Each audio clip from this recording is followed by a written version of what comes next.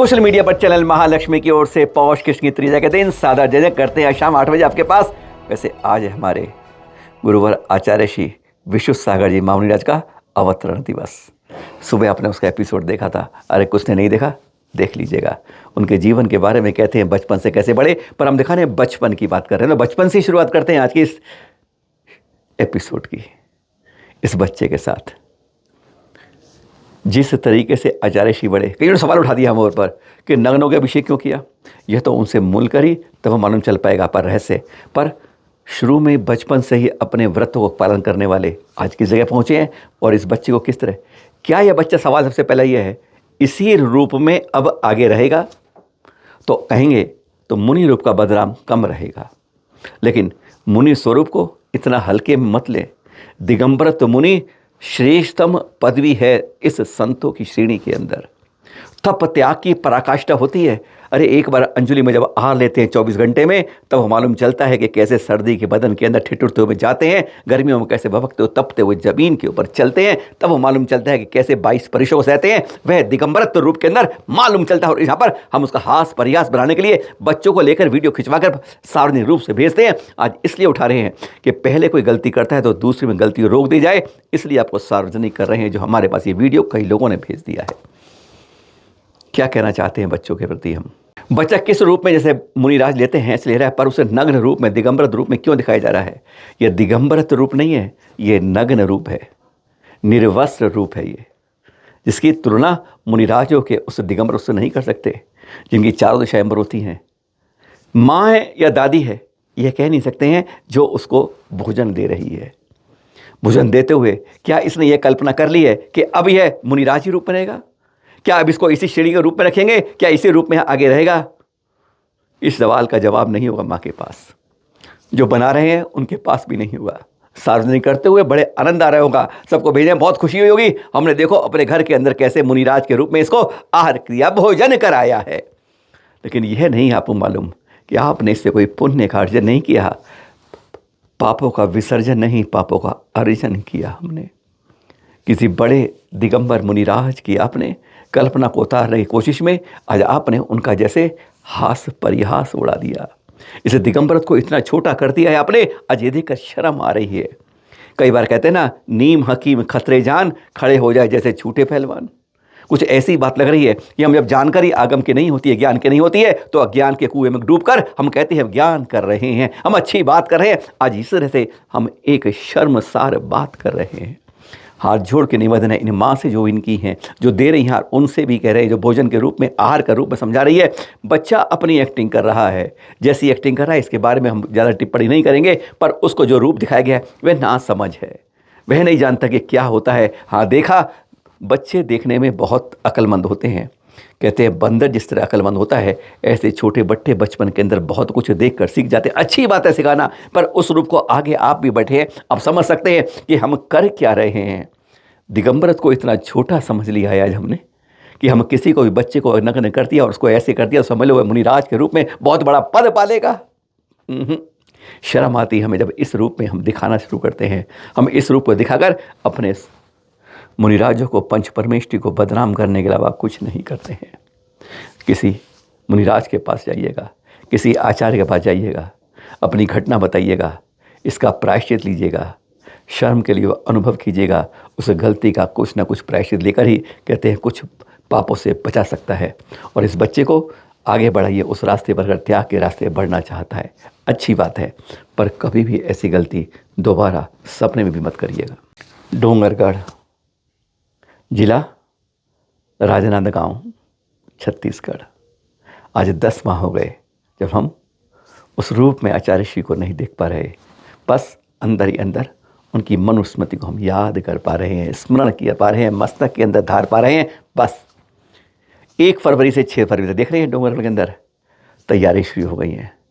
निरापक्षमण समता सागर जी के और पूरे कुछ और मुनिराजों और आरिकाओं के साथ 1 फरवरी 6 फरवरी तक यह आचार्य जी का स्मृति का महासमाधि स्मृति महोत्सव मनाया जाएगा 6 दिन तक। और यहाँ पर कई कार्यक्रम उसके लिए आयोजित किए गए हैं। 108 अष्टधातुए चरणों की प्रतिष्ठापना होगी। साथ में सम्मोहन शीर्ष चक्र विधानमंडल भी होगा। 1008 वृक्षारोपण होंगे।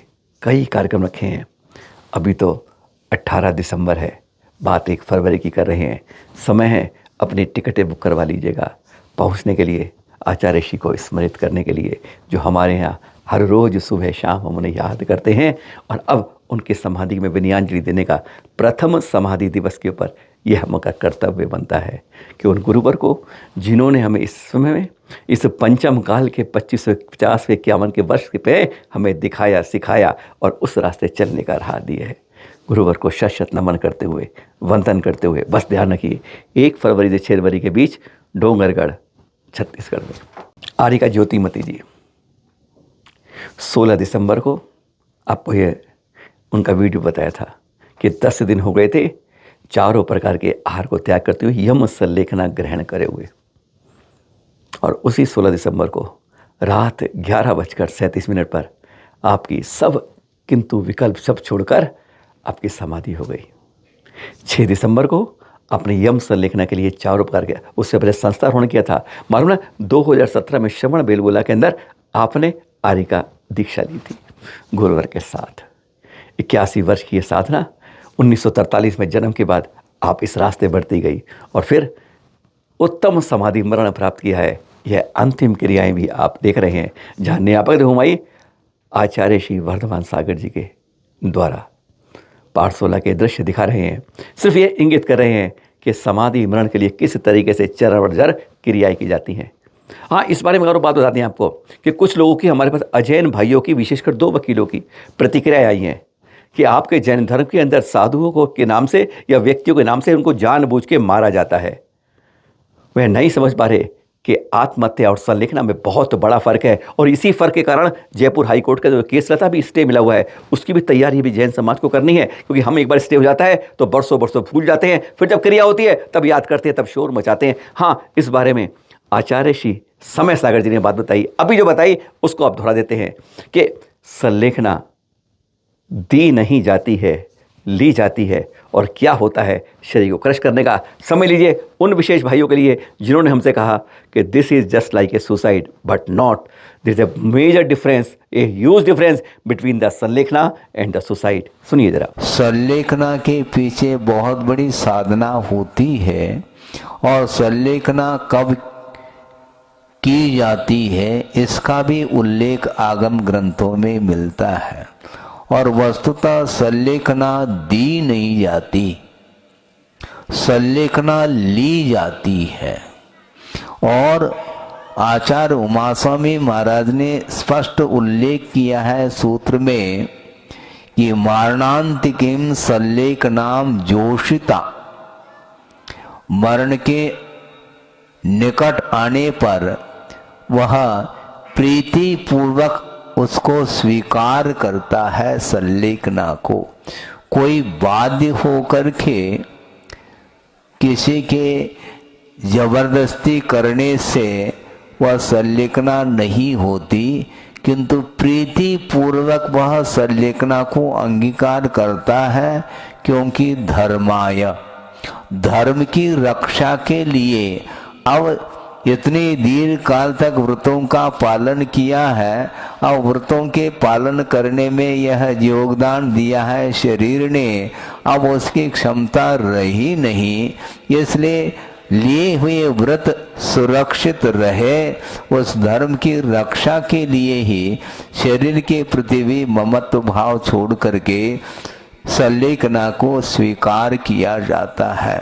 संलेखना का अर्थ है समीचीन रूप से शरीर को कृश किया जाता है। ठंड आ गई है, लोगों के स्वेटर और रात में कंबल रजाई आ गई है। और ऐसे में कहते हैं मंदिरों के पत्थर भी अब पहले ठंडे लगते थे, अब बहुत बहुत ठंडे लगते हैं। और अब पैर रखने में भी लगता है जैसे बर्फ पे रखते हैं। बस यही सोच के ना कई लोग मोजे पहन के चल लगे मंदिर में। और पता तर्क बहुत देते हैं, अरे जब आपके टोपी जो ऊपर है ये कपड़े के, तो पैर में कपड़े की नहीं हो सकती? चल सकती है। जब शरीर के ऊपर कपड़े पहन रखे हैं ये चला है, तो पैरों के अंदर कपड़े क्यों अलाउड नहीं है? यानी वह हम लोग तर्क को कुतर्क बना के अपने वितर्क सिखाने देते हैं इस बारे में कि मोजे भी मंदिर में अलाउड होते हैं। इस बारे में मुनिषी विनम्र सागर से स्पष्ट बात हुई। उन्होंने क्या बताया, एक ने सवाल पूछ लिया कि मंदिरों में मोजे लेकर जाना यानी कपड़े के मोजे पहनना क्या उचित है या अनुचित है, आगम क्या कहता है, शास्त्र क्या कहते हैं, सीधा उन्हीं से सुनते हैं। मंदिर में मोजे पहनना सही है या बिल्कुल गलत है, सुनिए। मंदिर के अंदर का नियम है, वीरसेन स्वामी ने कहा है कि धौत पाद शब्द लिखे हैं 2, पैर धोकर के ही मंदिर के अंदर प्रवेश करना। एक करकंडू चरित्र है, कभी पढ़िएगा। गंदे पैर वो मंदिर के अंदर चला गया था तो उसके पैर में और हाथ में निरंतर फोड़ा रहता था। राजा करकंडू का चरित्र है, कभी पढ़िएगा, बहुत अच्छी कहानी है। हाथ में फोड़ा था, गंदे हाथ से प्रभु की द्रव्य चढ़ाने के कारण हाथ में कोढ़ हो गया, पैर में फोड़ा हो गया। कभी भी किसी भी लोगों को ठंडी कितनी भी तेज पड़ी क्यों ना पड़े, आपको कभी भी मंदिर के अंदर सॉक्स पहन करके नहीं जाना चाहिए। ये ठंडी आ गई है, इस ठंडी में जितने भी सेठिया लोग होंगे, लेविस स्टैंडर्ड दिखाने वाले लोग, ये सॉक्स पहन करके अंदर जाते हैं। बिल्कुल गलत बात है, 100% गलत बात है। मैं इसकी बिल्कुल भी अनुमोदना नहीं करता। जूता और मोजा एक ही चीज़ है। जो आपके पैर का मोजा है ना, उसको उठा के नाक में सूंघ के देखो, समझ में आ जाएगा कि कितनी गंदी चीज़ लेकर के हम मंदिर के अंदर चढ़े हैं। तो जो लोग ऐसा करते हैं वो सावधान हो जाए। ठंडी आ गई है, मार्बल ठंडा होगा, लेकिन सॉक्स पहन करके मंदिर के अंदर नहीं जाना चाहिए। मार्बल नगरी और मार्बल किंग अशोक पाटनी जी के सानिध्य में देख रहे हैं दृश्य न्यू किशनगढ़, जो किशनगढ़ का है ना, न्यू रेलवे स्टेशन पर। वहाँ पर विद्यासागर जी महामुनि राज का यह संयम कीर्ति स्तंभ की शुरुआत हो गई, लग गया, वहाँ पर लोकार्पण हुआ है, जो दृश्य आपको दिखा रहे हैं। इसे देखकर आचार्य ऋषि की मन में यादें सिमट जाती हैं और उनकी जो अच्छी अच्छी बातें हैं हमारे जीवन के अंदर उतर जाती हैं। बस ऐसी ये पहचान हमारे लिए हर जगह बन जाती है। कम से कम कोई किशनगढ़ आएगा, कोई पत्थर लेने आएगा, क्योंकि मार्बल नगरी है, हर कोई व्यापारी आता है, हर कोई मंदिर वाला आता है, हर कोई और भी लोग आते हैं, क्योंकि यहीं पर जो मार्बल मिलता है। पर अब उनको एक किस्म याद दिलाएगा आचार्य ऋषि के बारे में, जो लगा है, अभी लोकार्पण हुआ है नए स्टेशन पर किशनगढ़ में। आचार्य श्री विशुद्ध सागर जी का आज आपने देखा सुबह अवतरण दिवस 54वां है, 53वां नहीं, 53वीं जन्म जयंती कह सकते हैं आप, जन्म वर्ष गांठ कह सकते हैं आप। लेकिन अवतरण दिवस, पहला जन्म दिवस तभी होता है जिस समय महापुरुष का या आपका जन्म होता है। और यह है 1971 में जन्म हुआ, 2024 की बात कर रहे हैं। आज 54वां अवतरण दिवस है गुरुवर का। और हम दिखा रहे हैं, आप कहीं केस नोट्स की बात बता रहे हैं, बात गुरुवर की कर रहे हैं, पर हाँ यहाँ दिखा रहे हैं आपको उन्हीं के शिष्य मुनिषी अनुत्तर सागर जी, मुनिषी सर्वार्थ सागर जी का केस नोट्स करते हुए। सिर्फ इसलिए दिखा रहे हैं, बहुत बड़ी कठिन परिचय की परीक्षा होती है, बहुत बड़े बड़े रास्ते होते हैं। जैसे शुरू में चित्र दिखाया था आपको, बस उसी को बताने के लिए। आसान नहीं है कि किसी बच्चे को आप दिगंबर रूप में दिखाने की कोशिश करें, नग्न खड़ा कर दें और कह दें हमने मुनिराज बना दिया। कल्पना करिए, जो ये दृश्य है सिर्फ इसलिए आपको आज यह भी दिखा रहे हैं कि श्लोच एक प्रतिक्रिया है जो बताती है कि कितने कठिन कष्ट सहने पड़ते हैं, उपसर्ग सहने पड़ते हैं, कभी उष्ण के और कभी अब शीत के।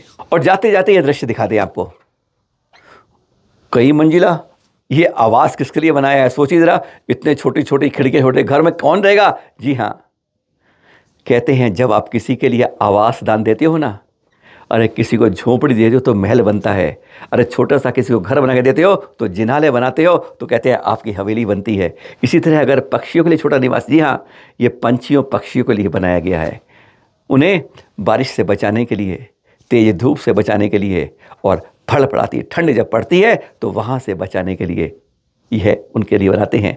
जगह जगह बनाए जाते हैं। एक जब हुआ, इसकी शुरुआत हुई तो ये कितने खुशी से लोगों की रोचकता के, उन्माद के, आनंद के साथ हो रही है। बस किसी को दान दें। कहते हैं अगर किसी को शिक्षा का दान देते हो तो ज्ञान अपने आप बढ़ता है, स्मृति बढ़ जाती है। किसी का आप छोटा सा भोजन देते हो तो कहते हैं कल आपके सामने 10 जनों से भोजन मिलता है, भूखे नहीं रह पाते हो। और किसी को आवास का दान देते हो तो समझ लिया आपका भी घर बनने लगता है। सादर जय जिनेंद्र।